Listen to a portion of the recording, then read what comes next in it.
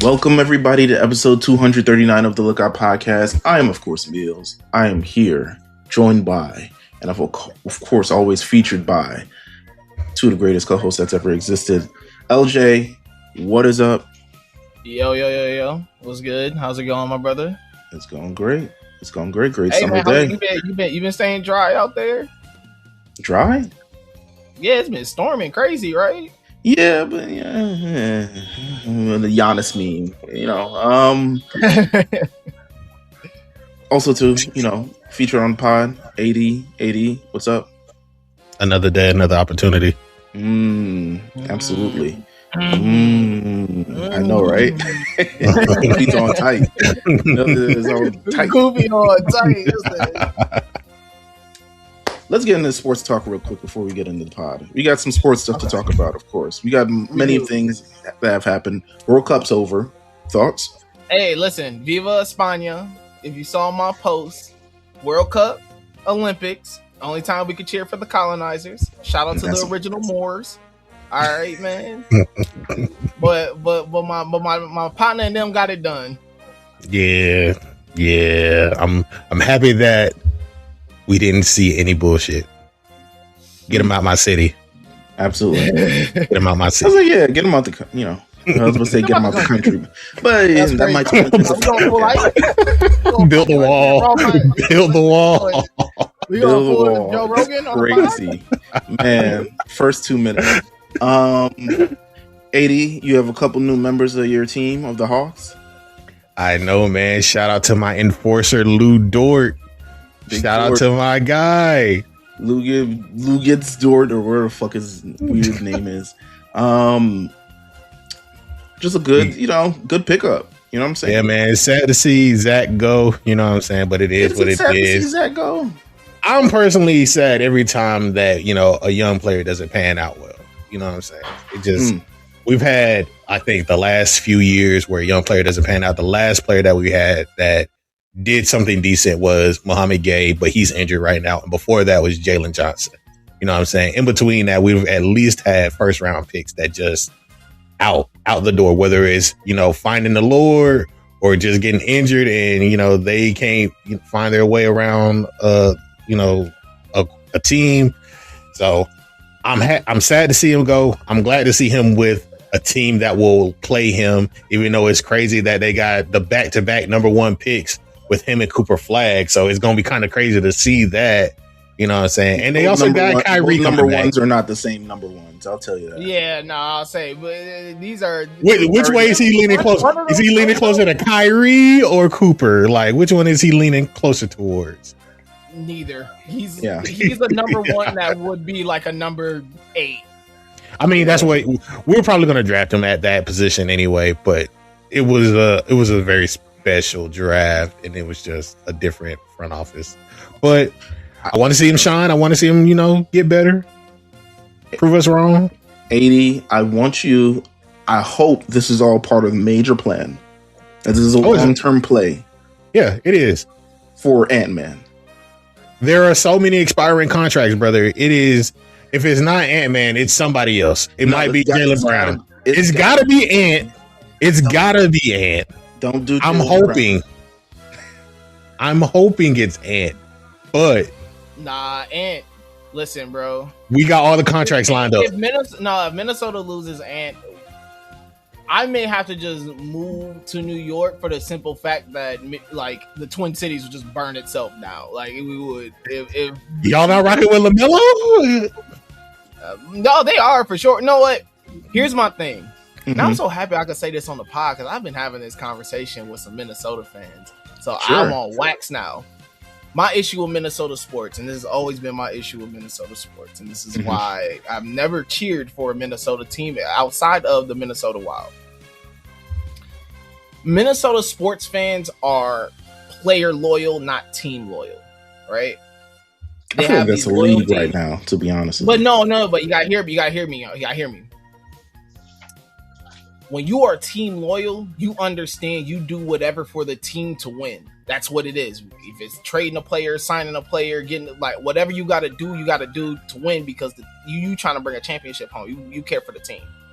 Here, They care for the players and they care about fan favorites. Is the reason why everyone went in this whole uproar when they got rid of Nas Reed. Oh man, we traded Nas Reed for LaMelo. No, not Nas Reed. Like, man, sorry, Nas Reed. Shout out to you, Jelly fam. Hope you do great in Charlotte. But in reality, in the bigger scheme of things, fuck Nas Reed. We trying to. I don't know about that. It's like, I get it. LaMelo, but that's the thing with Minnesota sports fans. They ride for a player, even if that player is, you get rid of that player to get a much better player. Let me like, oh my gosh, Luke Ridnour. We got rid of Luke Ridnour. Oh my god! Like, I hear you. Yeah. I don't like that. We're in the business of winning. We're in the business of winning. Hey, things got to get done. People got to get traded. That's what it is. I think the consequence for not winning is that players got it. No one is safe at this point, unless it's a certain amount of people. I don't think any player is safe. I think Nas Reed, I equate it to like we just had Trago, like, you know what I'm saying? We just had Trago. It's like, who's Nas Reed not to be traded? You know what I'm saying? That's what I'm saying. And so in Minnesota, we traded Julius Randle. We was just like, and Julius Randle was like our number 2, our guy for 4 years. He's hooping, most improved player, doing all this other stuff. He's been part of charity. He's really embraced himself in New York. And then we were just like, but we want to win though. Like, that's what I'm saying. You want to win. That is what this is all about. We want to win. So if a sacrifice needs to be made, listen, we gonna make it anime. Shout out to Full Metal Alchemist. Law of equivalent exchange. You gotta give up something to get something back. If I gotta give up the player to get a championship back, fuck it. Y'all needed a PG point guard very, very badly. Yeah. Very bad. I got my PG. He won finals MVP, and he's the king of New York City right now. My PG's on top of the world. They needed a PG.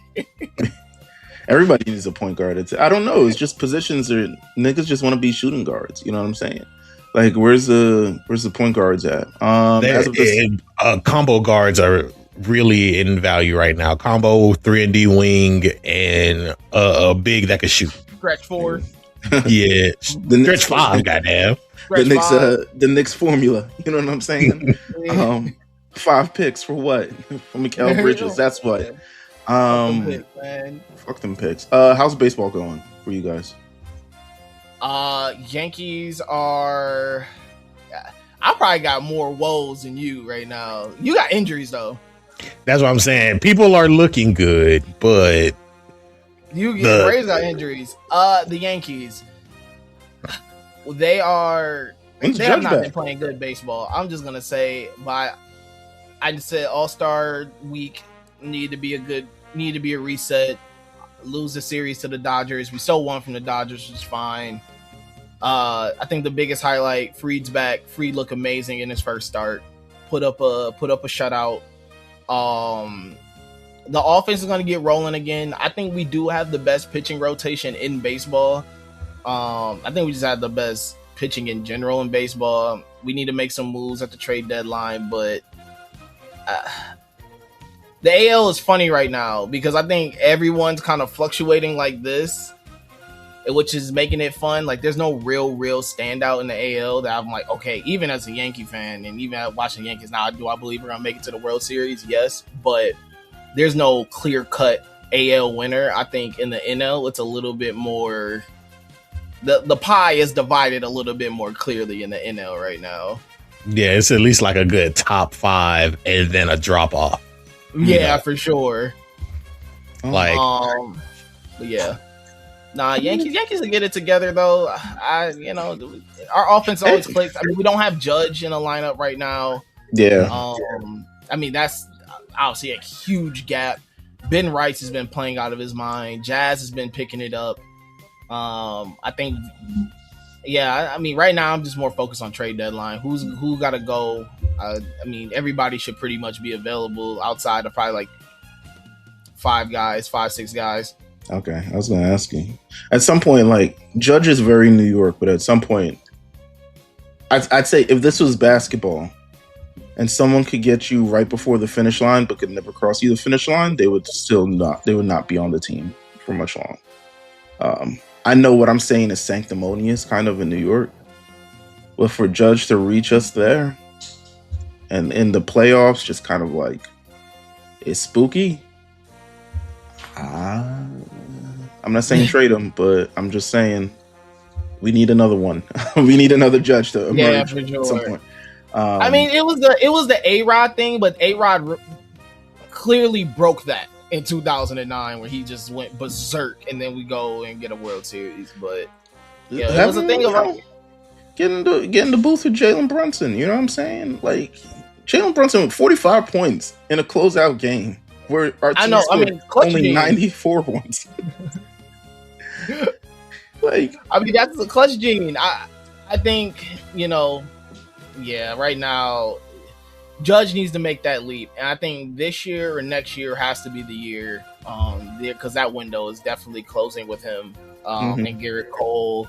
Those guys are just getting up there in age, and it's not like, oh, the production is down, but it's like, all right, are we gonna be 2-3 years down the line and relying on a 38-year-old Aaron Judge to still carry this team? Like I said, this team right now has the tools. Pitching, pitching is so on lock.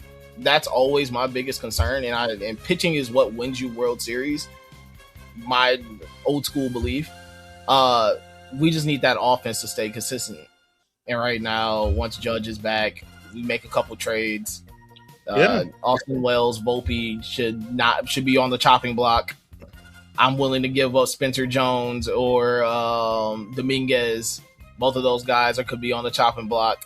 So to bring in some guys. So this conversation has become real relevant on our next episode when we get into.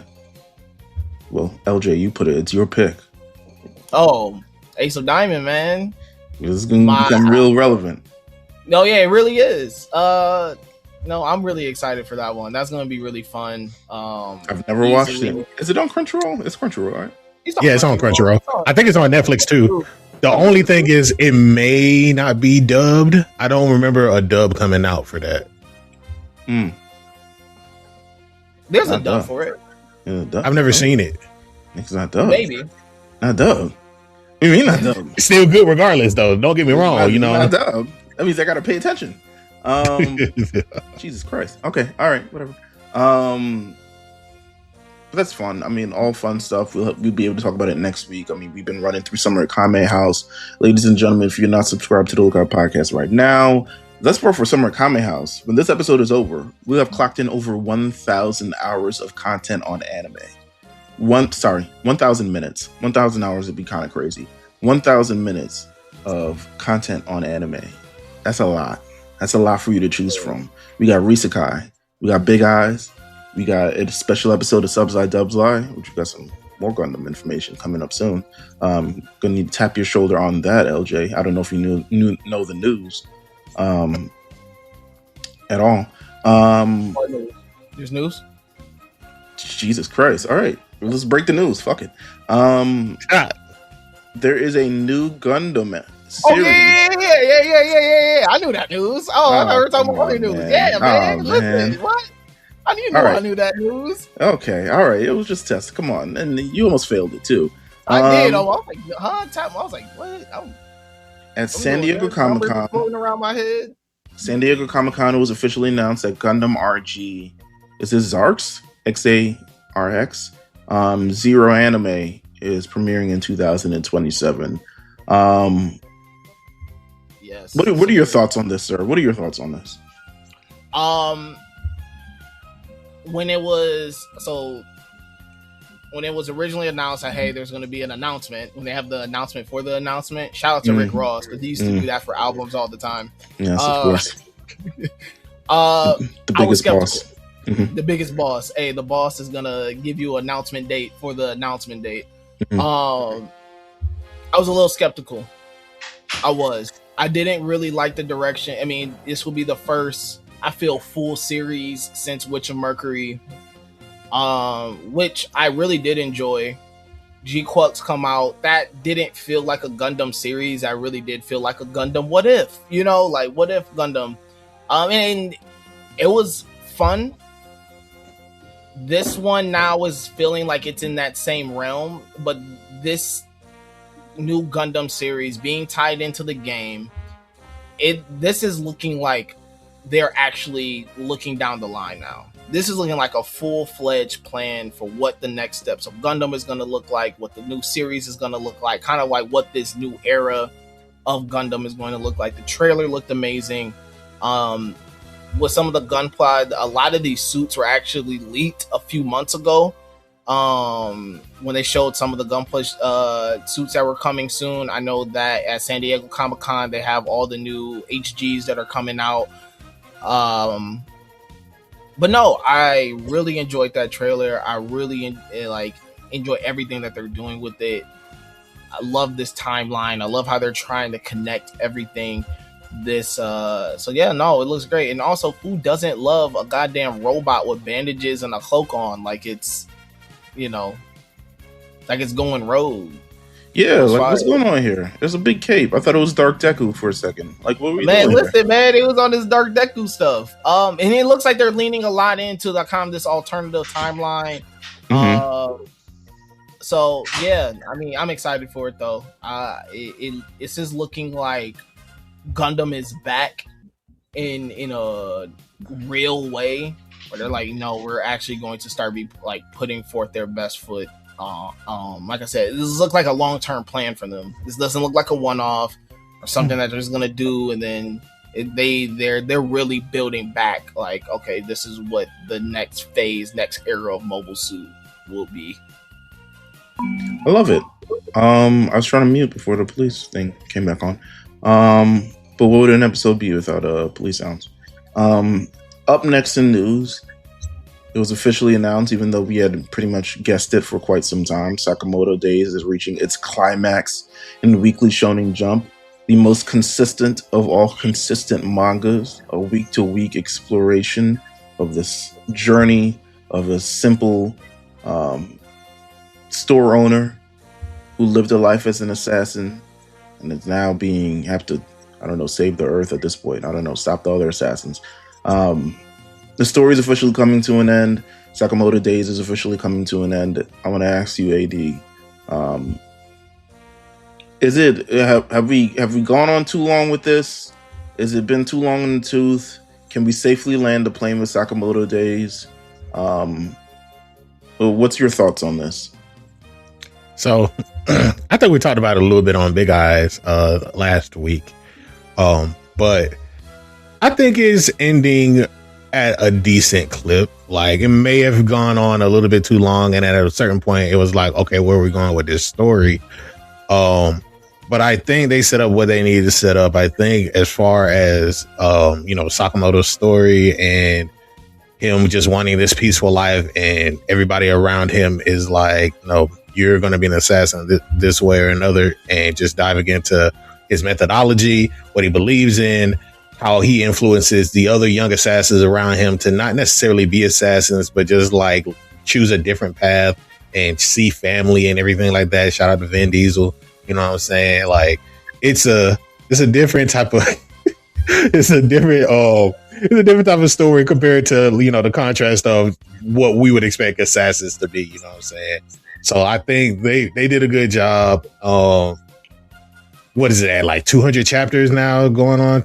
Yeah, I'm like pretty 250. Sure yeah, so it's it's one of the better stories coming from Shonen Jump over the last number of years. Not to say that anything has been particularly bad, but when you talk about pretty much like a fixture of Weekly Shonen Jump, Sakamoto Days is right in the rotation. It was right in the rotation with all the classics. You know what I'm saying? Mm-hmm. Chainsaw Man, My Hero, Jujutsu Kaisen came a little bit after.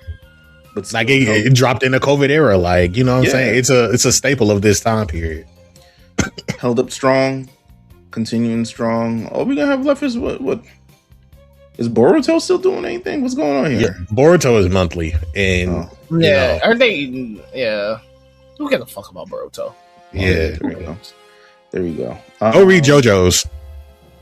JoJo's new JoJo. Yeah, go read JoJo's. Yeah, it's a new JoJo's. It's about little niggas doing heists in Hawaii. Like, it's actually kind of dope. Come on, man. Listen, what? New JoJo. Shout out to my Hawaiians. Shout out to Hawaiians, the Flying Hawaiian, The flying Rocket Jane Power. Victorino. Shout out to Rocket Power. Even though I didn't really like that show. You didn't like Rocket Power? Nah, I thought it was. He wasn't woogieing it up. Nah, I thought it was corny. Like, even now, older, I was like, damn, this show is corny as fuck. You know what's funny is that like they try to make hockey a huge thing there, like street hockey. It was too many things actually going on. It was surfing, hockey, skateboarding. It was like, all right, skating in general, like rollerblading, straight X Games. Yeah, I was like, all right, niggas, all right, roll with whatever you want. Shout out to Hawaiian. Shout out to my natives out there, man. Yeah, shout out to my oceanic people. You think they're black people in Hawaii? Nah, maybe. They're a little tan. Black people be a little Samoan.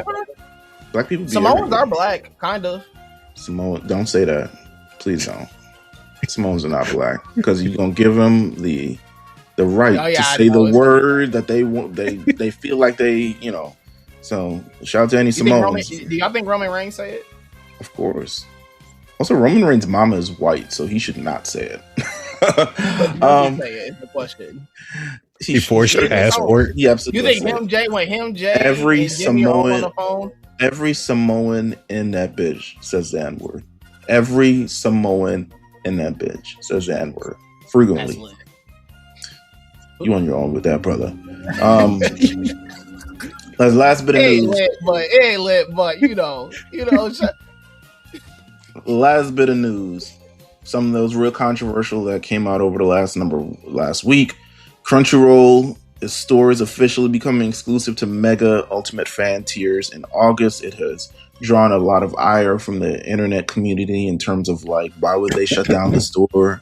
Why would they deprive people of doing that? Why would they put it behind the paywall? Why?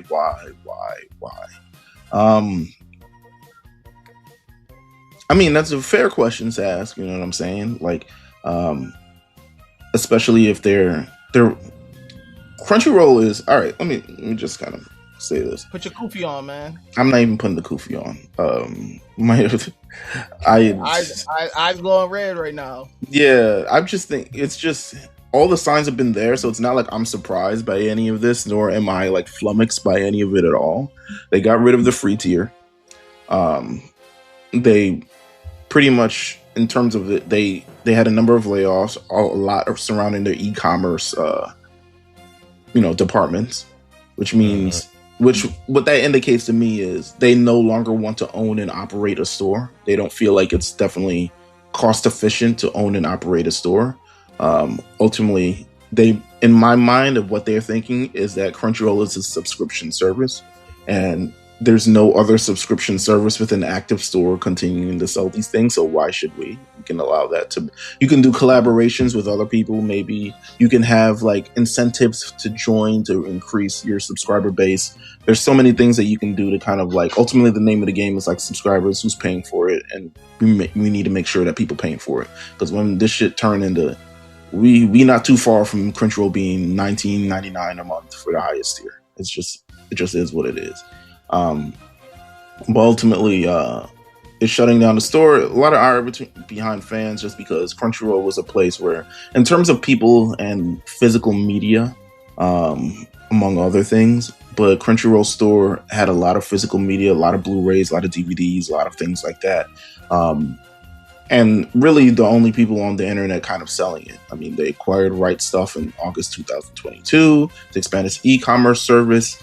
Almost 5 years later, it seems like they're kind of just doing away with e-commerce as a whole. I would say it's a shift in strategy of what they want to do with things. But I'm just not. Maybe it's because I've rarely bought things from the Crunchyroll store. Maybe it's because I see the play and it makes sense from a business standpoint. It sucks from a fan standpoint, but most shit sucks from a fan standpoint, to be honest with you.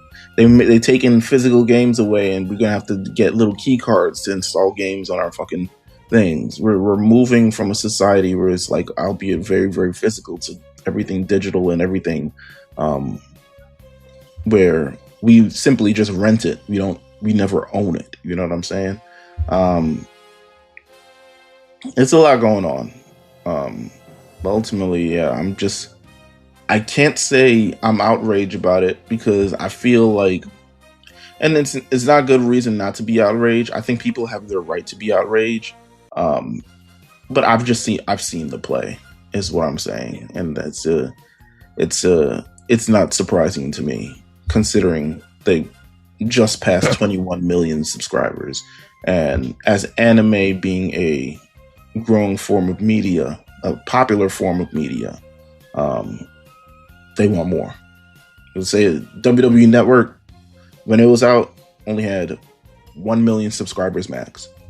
The mere fact that Crunchyroll, this global thing, has 21 times the amount of subscribers that WWE ever had blows my mind.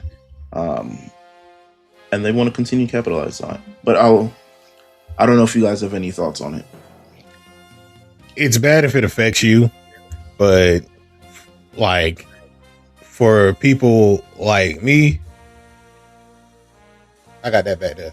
You feel me? Like, oh yes, the pirate, the pirate banner. What could that ever mean? No idea. Yeah. But yeah, that's just it. Like, you know what I'm saying? Like, it's bad. It's a bad proposition. It makes sense why they're doing it. You know, it just kind of sucks for those people who actually do buy physical media.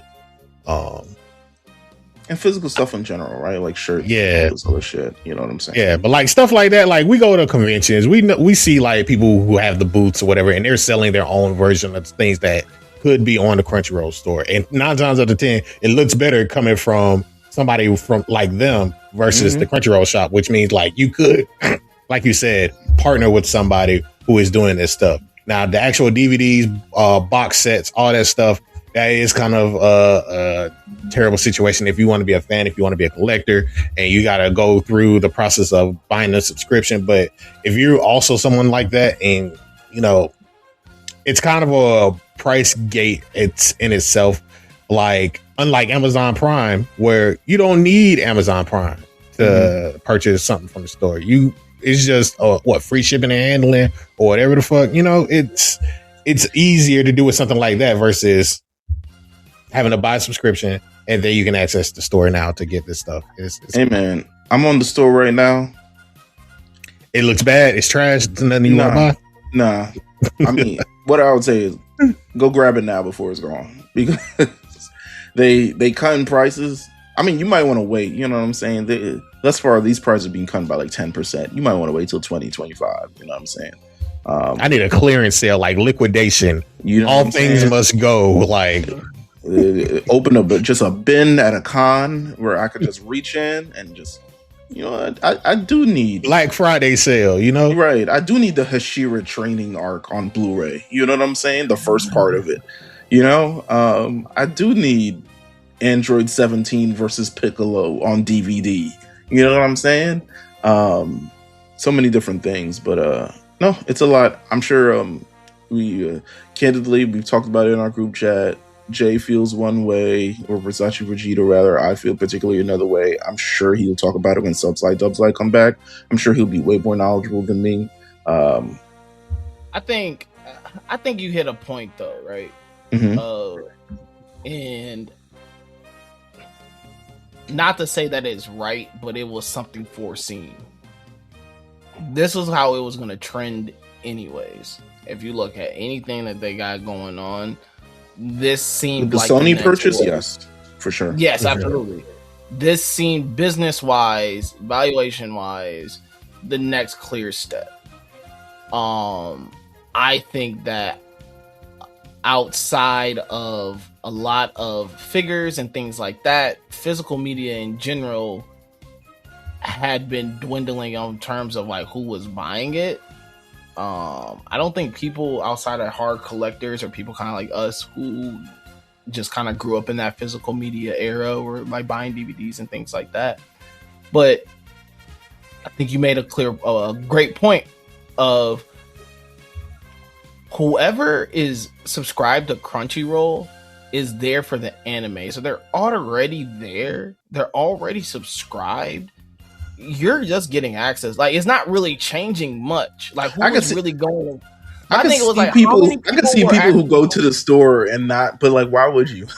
Like, that's what I'm saying. Well, it has to be worth your while. Like the price like you're buying a higher tier anyway. The pricing of these things have to be worth your while to do that. Like I could see it from the standpoint of like you can't get it from anywhere else. So it's like I gotta go to Crunchyroll. Yeah, I'm not gonna be subscribed, but I can only get it from Crunchyroll.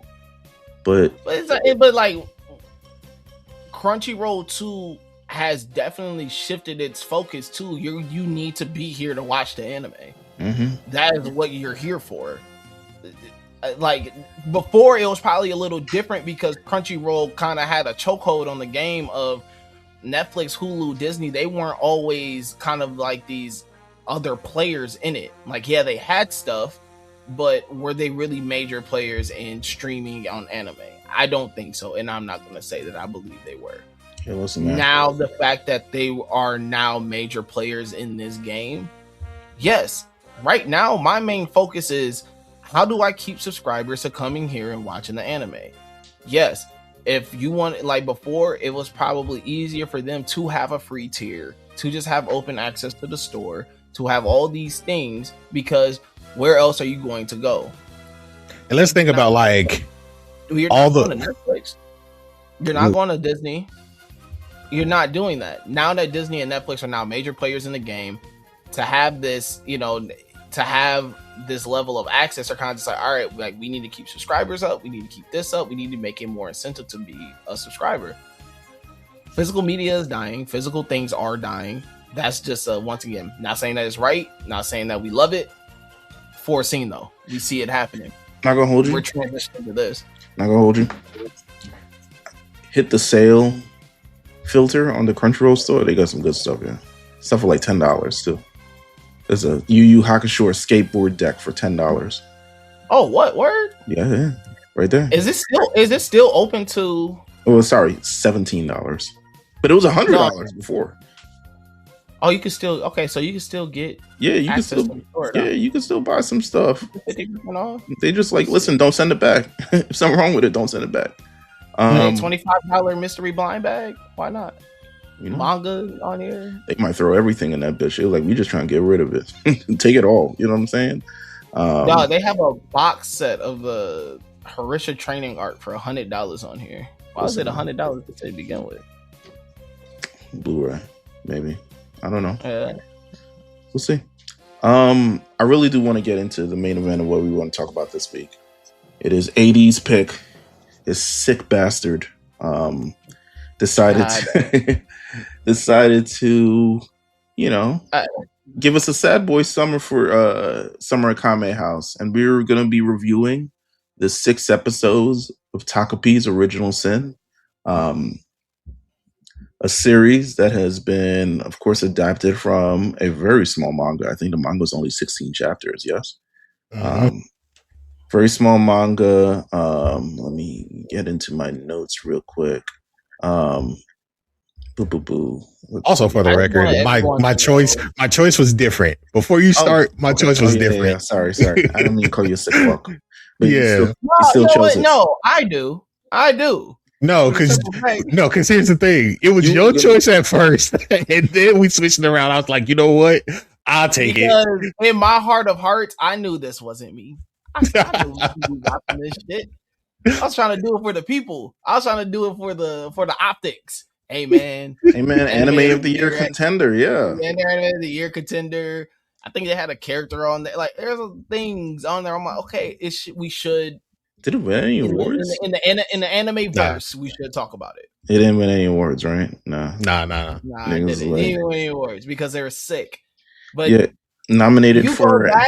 Go back. I think one of the last Big Eyes episodes that we did, I was on there chastising you, telling you how sick you are. We're even reading this.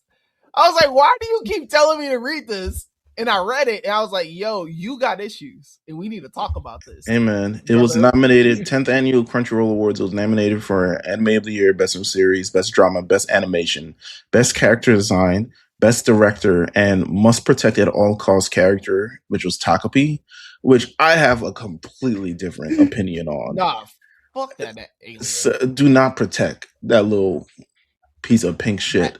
But bastard. Only 16 chapters. Sold quite well for only 2 volumes. Pretty much like one of the most talked about, word of mouth. You want a manga that's word of mouth manga. You know what I'm saying? You want a manga where AD is like, yo, you should read this, because usually if AD is saying like you should read this, also other people are probably saying like, yo, you should read this. You should tap into this. Like people who really like understand or really be in the trenches with the manga reading. They're like, you should read this. So the word of mouth made a popular series. It eventually gets adapted into an anime that I believe premiered last year. Mm-hmm. It premiered during the summer. Last summer. Yep. Yeah, last summer of 2025. Produced by Studio Enchi, which is a new manga studio. Yes. Hold on. Yeah, I think it's a new anime studio. Yeah, new anime studio. Let me see. Let me get it. I wanna make sure I'm saying everything right. Yes. It was announced it was an anime, originally produced by Enshia, the TBS television, had this production, 6-episode miniseries, directed and written by Shinya Inio. Character designs, lots of great stuff.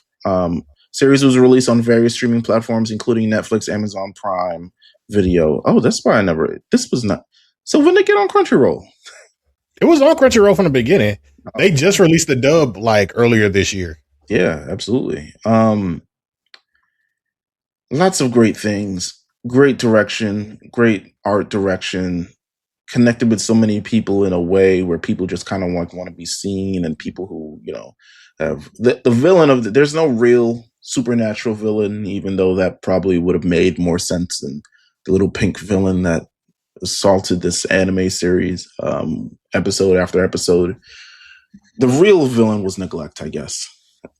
Parents, adults. Yeah, adults are horrible people. Hurt people. Yeah, that type of people. But what were your kind of thoughts, AD? What were your thoughts reading through this for the first time, experiencing this for the first time?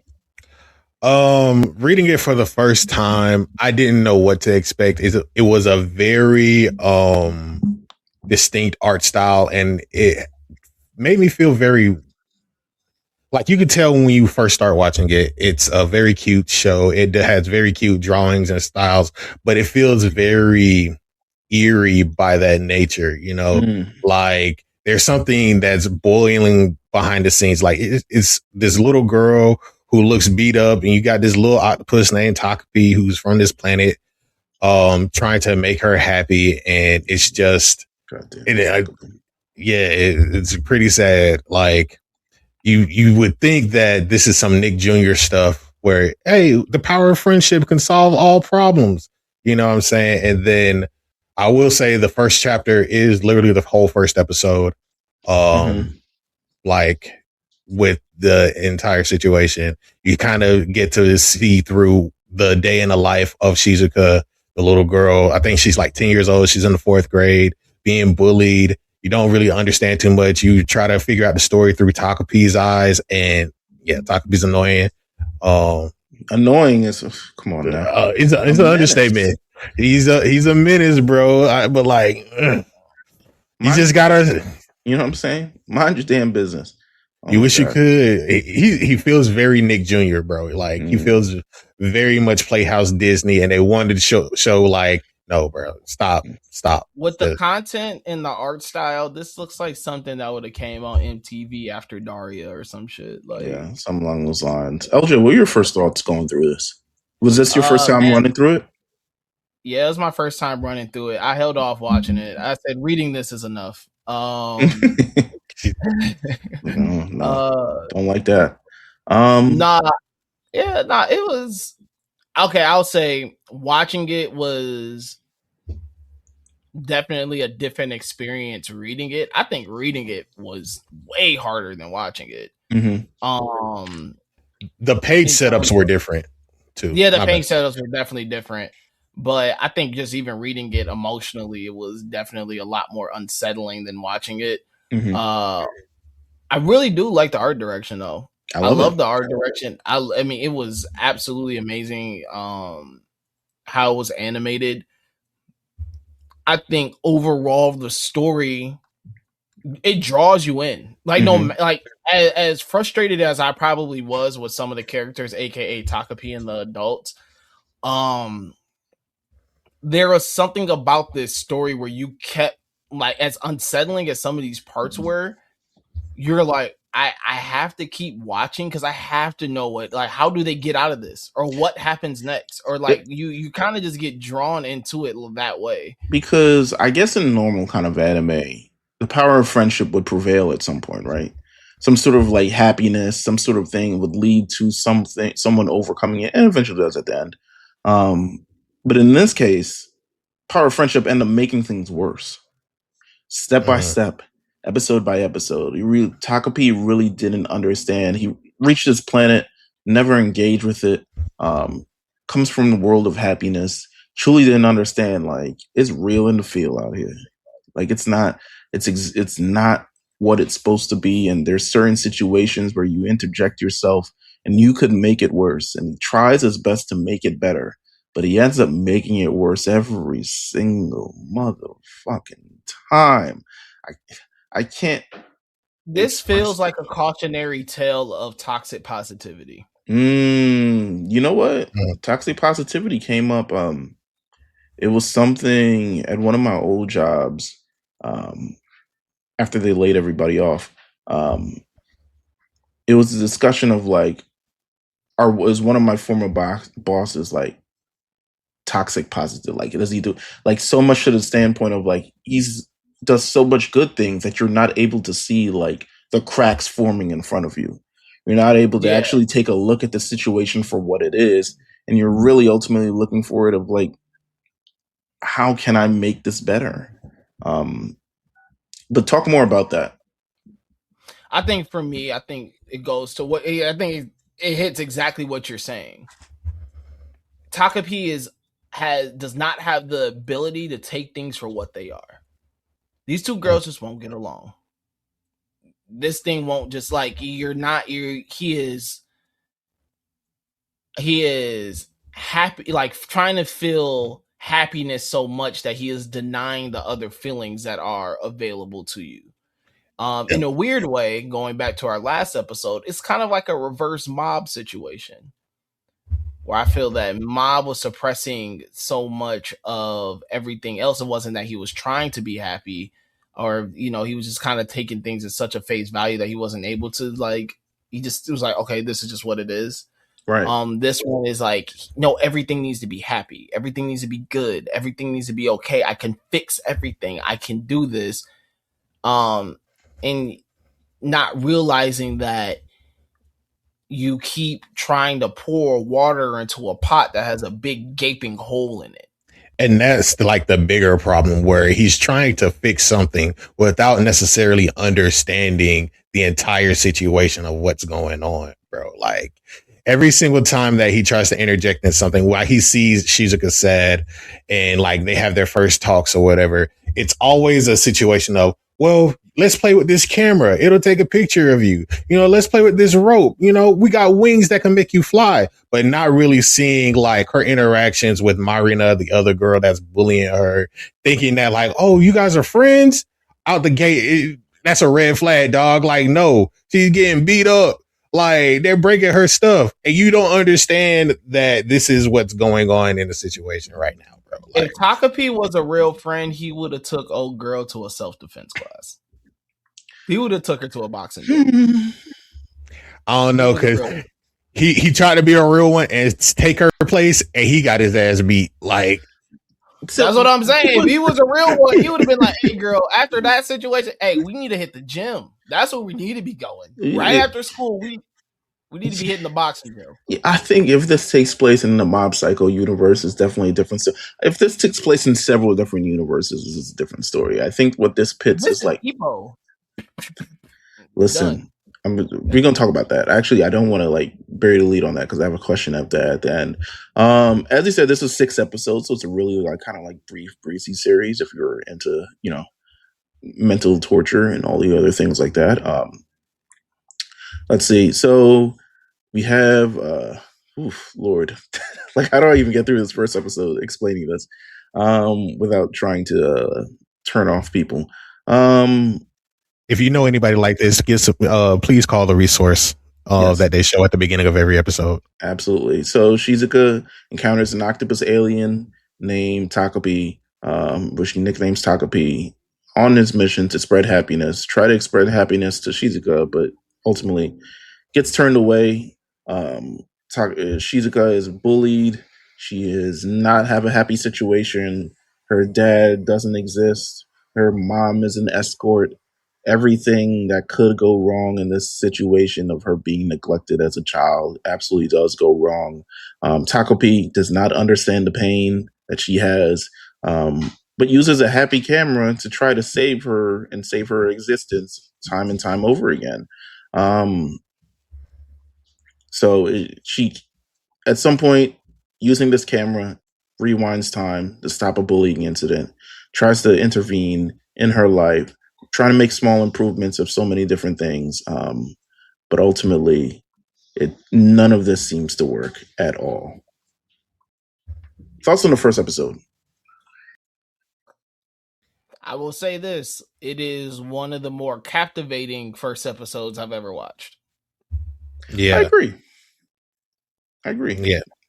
37 minutes runtime. I think it was 37 minutes. It was a pretty long runtime, but it was something that definitely was warranted considering the everything that happened here and try to explain the breadth of the full story. Now, second episode, where the dog comes into play, and I was just like, oh, this keeps getting worse, man. Oh my God, this keeps getting worse. Takes her pet dog on a walk. Choppy fully embraces like, yo, my life without this dog. Yo, if I didn't have this dog, man, I don't know what I would do. You know what I'm saying? Marina confronts them. Choppy bites Marina. It was like, you little asshole. And gets the dog taken into animal control. Insane. Let's see. What else happened in this episode? It's also the same episode where Takopi, I believe this is where Takopi does body swap because Marina wants to meet with Shizuka outside behind the school, and she's like shook by the situation. She doesn't want to go because she knows what's going to happen. And Takopi's like, you know what? I'll go in your place. So he goes back there transformed as Shizuka. You know, he's all happy, smiling, like, let's talk. Smacks him across the face. Like, why are you talking like that? That's disgusting. You disgust me. Starts beating down on him. And then he starts to realize, like, oh, shit. She is a scary child. This is a demon. Mm-hmm. Demon home. Yeah. Now the second, I think. Yeah, the second episode just continues to ramp up the feeling of just what is going on. Like your guy just like, huh, like yeah. Listen, when Takopi murders the little girl with the camera, I think that's at the end of this episode too. It sure the fuck is. Unable to be like, listen, this girl is wild. She's like, I know what to do. Smacks her upside the head with a camera in the woods. Realizes that, damn, she's gone. She's dead. Shit, I'm gonna have to rewind this. I'm gonna have to, like, you know what I'm saying? Starts clicking it. It don't work anymore. There's no way you can rewind this at all. But Shizuka's like, thank God you off that bitch. Oh my God. Thank God. So she and Takopi, the episode ends with the dead body of Marina just sitting there, and then it's kind of crazy. Episode 3, now what do they call it when someone is like the little capsule? Yeah. Well, like accomplice, someone who he was aiding and abetting. Yeah. Naoki shows up, you know, worried about Shizuka's well-being, shows up in the forest, sees that dead girl, is like, listen, if you care about me, this is where it starts getting toxic, right? You care about me, help put this broad in the dirt, and no one will find out. So now he's an accessory to a crime. He's fully an accessory. So crazy. It escalated so crazy. It's like, wait a minute, what do we do with the body? I love how we're just burying the lead of what the original beef stems from. Mm-hmm. Every one of them has this like abuse or whatever like this, right? Yeah, they all are abused by the parents. And all the parents are horrible human beings. Mm-hmm. And all of them deserve to be not even 10 feet under. Absolutely. And pretty much their beef is stemming from the fact that Marina's dad loves the hoes. And guess whose mama is a hoe? There you go. and she's like, and he going home still to be like, hey, I'm about to go with my hoe. I'm only here because I have to be here. He's like, man, he's spending his money on her, buying her nice things, taking her to nice dinners. Mama's just like, what about me? What about me? You love, what about? He's like, man, whatever. And dad's abusive. But Marina sees this and she's like, it's all her fault. My daddy's spending his hard-earned money on your whole mama and on your whole mama. Yeah. And the crazy thing is this. It's not even like, oh, girl is eating either. She living dusty. No, right. She living trash, bro. Everybody likes trash in this. And Maria's like, hey, like, you must be getting stuff. And she's like, bro, I'm not even touching the pay that your daddy giving my mama. My mama just out here hoeing, pocketing the cash. And I don't even see Shawty. Like, at all. We don't see her at all. Her mom is a love, like, man, listen, she love the game. She love the hustle, man. She feel like one of the ball playing niggas, Bird or Magic. She really love the game of hoeing. Respect. So but Marina's dead. So Marina ends up dead. She's ended up dead. Because of pimps and hoes, man. Of course. So Marina ends up dead, and they're like, not only are we going to bury this body, I'm going to actually assume her identity as an alien. I was like, you son of a bitch. I hate you, Takopi. I hate you so damn much. So using Takopi's gadget, he assumes the body of, Marina. So much other things happen. I mean, they start getting into the story of Naoki and his brother Junya and kind of how everything is going through this entire situation. He's also neglected by his parents, you know what I'm saying? Who constantly compare him to Junya. Takopi, he's mimicking Marina, but Marina's like that. You're not my daughter. Oh yeah, Marina's mom. Yeah. Oh yeah. She's like, I know my daughter. You're not my daughter. Dad comes back and was just like, man, listen, he hit a crazy reverse Uno. Man, listen, her dad, Toxic King. He's what people think. He's what people think Future is, of course. Yes. Yeah, he's that guy. Yes. He's like, hey, baby girl, you trying to come live with dad in Tokyo? You don't gotta do none of this anymore. We can be in the city. Me and you living large. I be at the crib. You won't even see the hoes. They there, but you won't even see them. Like, you trying to come? Takopi, not even knowing game. Oh yeah, dad, let's go move to Tokyo. Give himself up. Oh, girl's like, mama, like, hey, that ain't my daughter. My daughter would never betray me like this. Crazy move. Mother beats Takopi's ass. Rightfully so. What the fuck is wrong with you? You stupid ass octopus. He really getting a crash course lesson on humans, bro. Like, he's like, yo, this entire series is City High. What would you do? The movie. What would you do if your daddy was home, fucking hoes and all this other shit, and you hungry? You know what I'm saying? This is low key on the same level as the movie Kids. Yeah. I would put this on the same level as the movie Kids, man. So, the end of episode 3 is a group of workers find Marina. I mean, people have been looking for Marina, but now they're like, oh, there's a body of that girl that's in the forest. So now everyone starts to panic. Everyone who's involved, everyone's going to, they're like, it got to be that Shizuka girl. She's the only one who's really the ops like that. So I believe this is when. Oh no, I'm skipping to episode 5. Damn, I really want to get to episode 5. What happens in episode 4? Shizuka starts giving attention to Marina's murder. She's pretty much you learn a lot about Azuma. It's really more about really you learn a lot about him and his family dynamics, where he has an older brother and how he's constantly just trying to reach whatever older brother is. Mom is once again abusive emotionally, not physically, just real emotionally abusive of like, oh, you don't deserve anything because you're not your brother. You're not perfect. You're not getting perfect scores. I'm going to compare you to him. So this is where you get a lot of backstory on why Azuma is so dedicated to helping her, because he feels as if he does this, then this makes him worthy of love, or this makes him worthy of being seen, and this makes him worthy of all these other things. And so he kind of has now this complete blind loyalty to her, not seeing like, yo, he's about to jam himself up.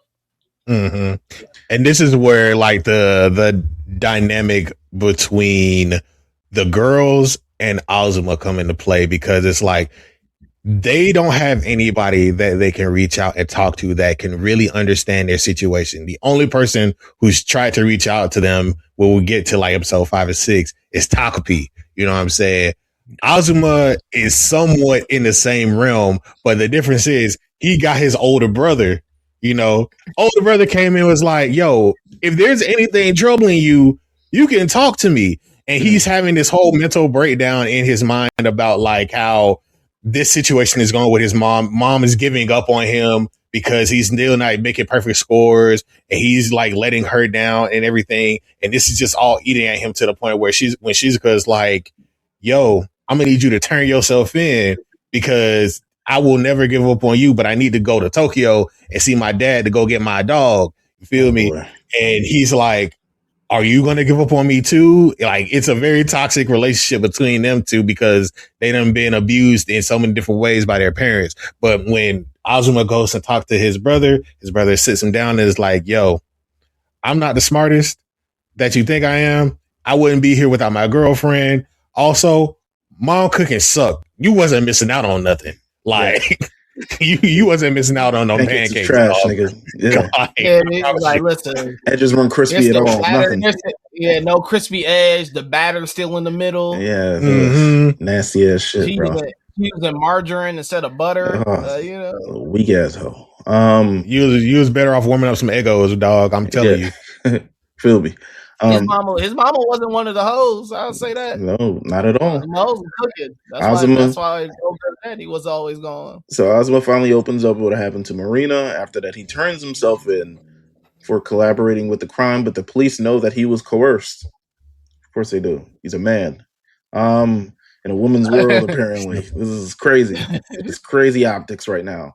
The main suspect now is Shizuka, of course. But the girl doesn't see that a problem. She heads to Tokyo with Takopi to enjoy her spring or summer break. Episode 4. This was the wildest shit I ever seen in my life, man. This one would have had me like everything following this point to me is like crazy. She shows up in Tokyo, seemingly by herself, finds her dad, opens the door, and the dad is with a completely different family. Maybe. And he living large too. You know what I'm saying? I was about to say this. Like, I don't want to say it like this. Shout out to my dog. This is like Anthony Edwards' dog. Like, you know what I'm saying? Oh, don't do that. Don't do that. Yeah, you can clip it. You can clip it. I'm gonna bleep his name. Protect the innocent. Yeah. Now he has 2 stepdaughters. He has a completely new life.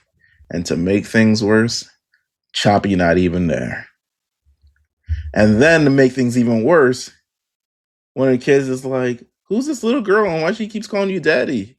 And he's like, I don't know that little hoe. And That's shuts a the good door. question. That's a good question. And then cut the door. And it's crazy. It's like, God, never knew my father. Or I did know my father, but my father don't stay with me. And now this is the reason why. Goes under the bridge, says Takopi. Where's that device where you can go in people's stomachs? Because I know they ate that dog. I know. And I was like, oh, this girl is sliding into a different level of delusion. She's like, no, they had to have eaten the dog. Where's that device you got that you can go inside people's bellies and cut it open? And Takopi is like, girl, I don't have that device. And then she starts beating Takopi's ass for some reason. Yeah. Starts lashing out. Hey, he got a low key deserved that, but deserved that earlier. Not right now. He deserved this every step of the motherfucking way, man. Dude should have been launched into a ravine. Should have been sent into the sun. Should have been dropped off on another planet, where the Frieza planet number 409, one of them planets, but definitely not on planet Earth. Fucking shit up. How do you think Takopi would have done on Planet Vegeta? Hey man, we gonna get to that. It would have ate him. Oh, don't answer that right now. We gonna get to that. I have questions. Everything flips back to the beginning, and suddenly they're in 2022. Boy, I remember we were recording episodes of Lookout then. And Takopi finds Marina. And she doesn't have any friends, and people judge her because she got a scar on her face, but some things never change. But she is still as rude of a bitch as ever. Meanest bitch on wheels. When she gets home, her mom is in a sorry state, similar to when she was a child, but she's even more violent, like trying to shove glasses in her eye and shit. Telling her to order kombucha. It's like, no, you want dinner? No, I want kombucha. Hate that for her. The next day, Takopi takes Marina on a different path where she meets Azuma again after a long time. This is like the future. She falls in love with him, and they start getting closer. And then the mom starts bonding with her. She's like, oh, you found a man? That's crazy. I love that for you. Everything becomes brighter. The house becomes cleaner. She becomes cleaner. Everything has come cleaner. It's like, I can't wait to meet this boy that you have. But he don't like her. Azuma like that has feelings for weak-ass Shizuka, who shows up, again, haunting Marina, even in the future. It's like, damn, when he abandons her, because of her resemblance to her mother and wanting to help her and all these other things like that. And Marina can't bring herself to tell her mother that she can't present a new boyfriend to him. And that causes the mother to slip again. I was like, what is wrong with you, lady? You are living through the experience of a then 15-year-old child. Get it together, man. Get your own man. You know what I'm saying? Tell you, bro, it's the parents. It's the rents. Yeah. All their fault. Not only that, but this is also the first timeline.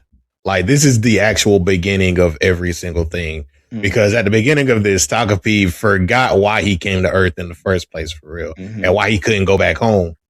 And so when Shizuka starts beating on him, he was like, oh, that's right. I remember now. And this is where it all began. I came here to kill that bitch.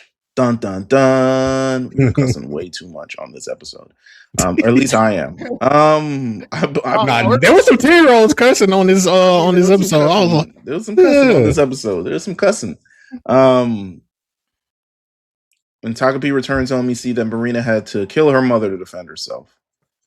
And the girl says she should have killed Shizuka when she was kids. Surprisingly, Takopi agrees to help her with that and goes to his happy planet to get a gadget that can help him turn back time. However, the memories start erasing, saying that he sinned. Of course, it was sinning ass fucking alien. But still, he travels back in time. That's why when he returned to Earth, he couldn't remember much. Now he goes back to where everything started, the park, and he can't decide whether he should kill Shizuka or not because she has been good to him, but also he and Marina have done terrible things. And then Azuma shows up, and we head into episode 6. Mm-hmm. Azuma pretty much says, I can't do this anymore. This is some wild shit, yo. It's some crazy shit. Yo, some crazy ass. What was that line? What movie was it from? You one crazy Rush Hour. You one crazy ass bitch. Does one of those. And Takopi cries. He's like, no, you can't just leave on. You can't just. And he's like, nah, trust me, I have to. It's crazy.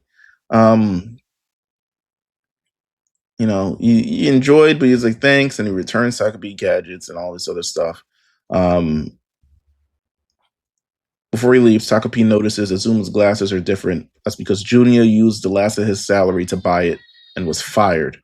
Now he won't even be able to go to college. So now he, even June, this nigga feeling the burn. You know what I'm saying? He's too close to the orbit. Nah, it's all Takopi's fault, man. Should have stayed your ass home. Should have stayed your ass home. Like Trunks. You know what's the crazier part? Like, we get back to the present and remember that first timeline of them being adults now and Shizuka coming back. They talk about her trying to, you know, do the deed when they were kids, but the rope broke back then. And that's because Takopi gave her the rope that doesn't break unless, or extends unless you tie it to another person. So it's really all Takopi's fault for real, for even showing up in the first place. Because otherwise she would have still been alive. Amen. You ain't get to talking crazy on that live, still be alive, you know? That's funny. Skipping back, Takopi shows her, skipping a little bit forward, Takopi shows her the happy camera, the picture they once took, even though it's broken. He can use his powers to make it work one last time. Shizuka realized what he's doing 1 minute too late, and the aliens start disappearing in front of her eyes. Of course, he gets an out of this situation. Man, gets off scot-free. Fucking asshole. Takopi sacrifices himself, and Shizuka goes back in time, and they still lead the same lives, but a vague sense of their time with the alien permeates their lives and changes with them. Azuma admits to fighting with his brother because of their video game, which makes her friends want to play with him. It's like, oh, you got PS4? I just got PS3. I'm like, where are the parents? Why do y'all have PS3s, nigga? It's 2022. Well, no, that's 2016. You have a PS4. Oh, 2016. I'm sorry. It's 2016. I'm sorry. Where are the parents, nigga? PS4s for everybody. You get a PS4. You get a PS. Like, come on, man. Is owning the clinic that lucrative of a job, or is like, nah, nigga, my brother got a PS4. Marina still bullies Shizuka, but a doodle of Takopi and Shizuka books help him forge a bond. It's like, it looks like a little nigga who don't know how to mind his business. Oh yeah, he would do that, right? He was what an asshole. So they bond on it. They understand each other. They finally become friends. They reach adulthood together. They shopping, having a good old girl time, and that's how it ends, with them getting along because Takopi was finally gone and out of their damn lives and out of ruining the entire experience. And that is Takopi's original sin. And his original sin was quit being a nosy bastard. I hope every person gets that lesson. Quit being nosy in motherfuckers' lives and meddling in people's lives because you start stepping in people's lives and start having little opinions and touching shit that you ain't supposed to be touching. And then you fucking everything up. Especially if you don't know what you're talking about. Like, shut the fuck up. Absolutely. I mean, isn't that everyone's original sin? Yeah, there you go. It's not magic. You know what I'm saying? Magic isn't gonna heal you. It's understanding humans and understanding that, you know, ultimately at the end of the day, it's communication and stuff like that. But goddamn, what a way to learn this lesson. Of course, the question I wanted to ask that I was bringing up through this entire thing was, in what other universe who could be dropped into this universe that might actually provide some help in this situation? Deku. Master Roshi. Excuse me? Those are two crazy dynamic answers. Mind you, I had a completely different answer to that. I had fuck Takopi. Pochita comes up, and suddenly you're able to chainsaw away all your motherfucking problems. So, that would have been wicked. Everybody becomes, you know, a chopped up body. Everybody becomes demons. Yeah, you know what I'm saying? Everyone's demons in the first place. Why can't I turn into Chainsaw Girl and start slicing niggas up if they get in my way? Fuck out of here, bro. You know what I'm saying? That's what I would do. There's a black version of the show once. I was finna say this is like anime Moral Oral, if y'all remember that show. Goddamn, I do remember Moral Oral, yeah, Moral Oral. Yeah, I do remember it. No, there's a black version of the show. It ends more quickly. It's probably Precious, right? Precious is a story. Now I think about it. Yes, Precious, a story by Push. Oh my god! Based on the novel Push by Sapphire. This is probably the story. That's crazy. Isn't it? You know, sometimes I see the vision though. I do. You just gotta link it. You know what I'm saying? You gotta link it. It just is what it is. Could this be turned into a live action series, and would you watch it? No, hell no. You know what? A24 might pick this up. I was about to say it can. Yeah. Yeah, I'll probably watch it. Bloomhouse Studios can do it. I think there is a live action. I thought, was there a play? Something. If this turned into a musical, would you watch it? Yes, only if who would do the soundtrack? Who would write the songs? Who's sad? I don't know. You know what's crazy? I feel like they did try to turn this into a musical. The Weeknd. I was just about to say The Weeknd. Like, absolutely. Listen, creator of Euphoria, Sam Levinson. All you had to hear was it. The mother's an escort. Oh, we in there. You know what I'm saying? I tell a story we get an episode on the mother just being an escort. You know what I'm saying? So it could have been one of them. What else? That might be it. I feel like we probably desecrated over this series way more than it probably needed to. I think we put an edge on a serious show that probably is a lot of themes and a lot of things, and people resonate with it. Let me ask y'all: is it a bad show? No. I see why this was animated. No, it's a sick show. I never said it was bad. I say you're a sick fuck for liking it. Yeah, that's what I'm saying. Yeah, I don't even know if it's about for liking it. It's more so like Summer at Kame House. It's like, you know what? Takopi's original sin, nigga. Surf's up. You know what I'm saying? Surf's up, baby.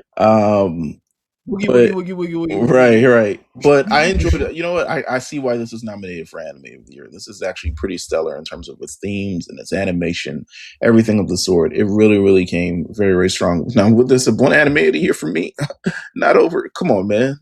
Todorokis do this every day. You know what I'm saying? You know, I've cried over the Todoroki household. Yeah, I've cried over the Todorokis. There's no way it was winning this over that for me. But this was a very, very well done series. If you can, you know, go through it, I would definitely recommend people watch it. Thankfully, there will be no sequel. So kind of just like, I don't know. The thing is, I feel like good anime don't live on long enough. I think the only way good anime lives long is if it's long. Because I feel like we've had stellar anime over the years. These kind of like one shots, one seasons, one things. You know what I'm saying? I'm talking about the Odd Taxis. I'm talking about the what's another one? Even Look Back in a sense, right? Like Look Back is a really incredibly great story that was animated, and it feels like it'll just live as a like, yo, you remember when? And it isn't like, and maybe because it doesn't have a theatrical release as well. But I do feel like there needs to be a way for us to like really, like tap into these like longer series and prop them up, because a lot of these things just live as like, it was Anime of the Year that 1 year. I mean, but like I'm gonna just show. This is literally all of it, right? Mm-hmm. The writer made another story in Weekly Shonen Jump like a couple of years ago. Pretty much the same premise. And that will probably be the only other thing that would help something like this, or at least this series, get some more recognition if they do an anime for that. But like, yeah, all of these smaller series. One thing I am happy about is like they're actually taking the time to animate smaller series. Oh yeah. You know, there was a time when Shonen Jump wasn't going to put out a series that's like 16 chapters, but now we also got this year Black Torch that was I don't know how long ago, but that had like 20 chapters or so. Yeah, they're taking their time to actually like give these smaller series a chance. So, amen. Who remembers The Great Pretender? I do remember it, but like that was some fake heat. Yeah, that's what I'm saying. It's like all these things kind of get lost in the past. They're on really the only anime that get remembered are long serialized or long standing anime. So it'll be interesting to see how this holds up in the future. But I do think it holds up really well for the genre that it is. As we talked about early in the episode, next time we talk, ladies and gentlemen, we'll be going over Ace of Diamond, the baseball anime with hopefully just themes of baseball. I hope there's no undercover shit that I'm gotta find out. No, straight baseball. Straight baseball, baby. Hey, man. Top 3 sports anime of all time. Arguably number 1. We'll be back in October with the other top 5 sports anime of all time, Aowashi. You're not counting Ippo? Like, wait, whoa. I said top 3. Top 3 is Slam Dunk, Ippo, Ace of Diamond. They were going top 5. Haikyuu, Aowashi. I could rock with that. Okay. I was about to see where you were. Yeah, I was about to see where you ranking them. Like, that's a good top 5. Want to thank everybody for listening to the episode and continuing to support The Lookout. Please do subscribe on our YouTube page at The Lookout on RNC Radio. Subscribe where you listen to podcasts. If you're listening to this audio, so you can get your work done while you're at work. Get your work done while you're at work, and I hope you were entertained by this story. Continue to follow us on all social platforms on Instagram, X, and where we at, AD? Like TikTok. Yeah, TikTok. Random stuff, TikTok, yeah. Twitch, all that stuff like that. And yeah, we're heading towards. We got 2 more stories to go through on our summer at Kame House. And then this fall, maybe we'll do some more fun stuff and we'll enjoy ourselves then. But summer's creeping, so make sure you guys get it in there. I'm gonna go actually watch, try to pick up the final season of Dr. Stone because I before it no longer exists and it fades out of my existence. So thank you guys for tuning in. We'll see you guys next time on The Lookout. Peace.